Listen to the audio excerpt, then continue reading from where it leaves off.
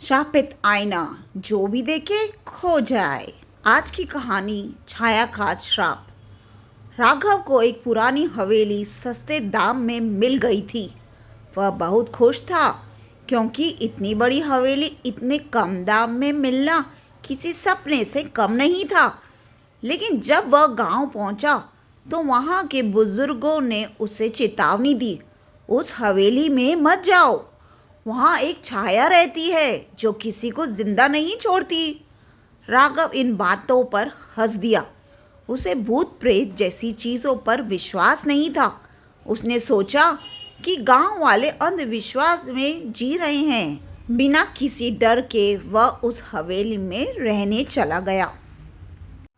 पहली रात जब कुछ सामान्य लग रहा था, राघव ने हवेली को ध्यान से देखा।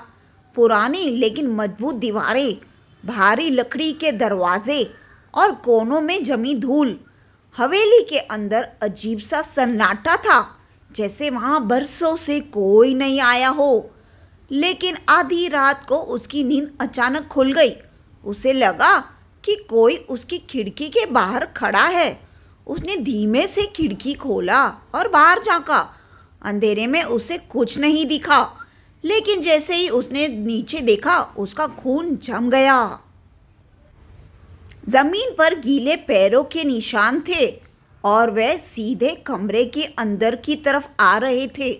राघव ने जल्दी से दरवाज़ा बंद किया और खुद को समझाया कि यह उसका वहम है। लेकिन अंदर ही अंदर उसे एक अजीब सा डर महसूस हुआ।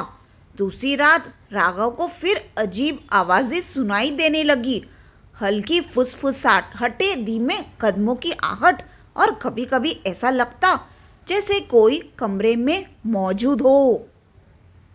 भाग जाओ, एक धीमी डरावनी फुसफुसाहट उसके कानों में गूंजी। राघव घबराकर उठ बैठा और पूरे कमरे में नजर दौड़ाई, लेकिन वहाँ कोई नहीं था। उसने सोचा कि शायद हवेली के पुराने होने की वजह से यह आवाज़ें आ रही हैं। लेकिन जब वह बाथरूम की तरफ गया तो उसका चेहरा डर से सफ़ेद पड़ गया। आईने में उसकी परछाई के साथ एक और परछाई खड़ी थी, लंबी, काली और बिना आँखों वाली। राघव ने झट से पीछे मुड़कर देखा, लेकिन वहाँ कोई नहीं था। उसने दोबारा आईना देखा। अब वहाँ सिर्फ वह अकेला था। डर के बावजूद उसने खुद को संभाला और इसे अपनी थकान का असर समझकर सोने चला गया। तीसरी रात राघव ने हिम्मत करके पूरे घर की तलाशी लेने की ठानी। हवेली के नीचे एक पुराना तहखाना था जिसे किसी ने सालों से नहीं खोला था। वह टॉर्च लेकर नीचे चला गया। वहाँ कई पुरानी चीज़ें रखी थी, जैसे फटे पुराने कपड़े, जंग लगे बर्तन और सबसे ज़्यादा अजीब चीज़ थी एक बड़ा सा टूटा हुआ दर्पण। जैसे ही राघव ने दर्पण से धूल हटाई, उसे उसमें अजीब आकृतियाँ दिखने लगी। अचानक दर्पण से वही डरावनी आवाज़ आई, तुमने हमें जगा दिया है।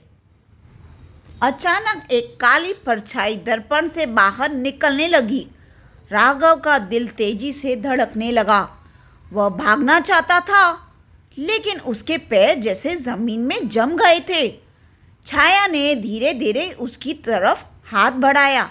राघव चीखना चाहता था, लेकिन उसकी आवाज़ जैसे गले में अटक गई। अगली सुबह गांव वालों ने हवेली का दरवाज़ा खुला पाया, लेकिन राघव कहीं नहीं था।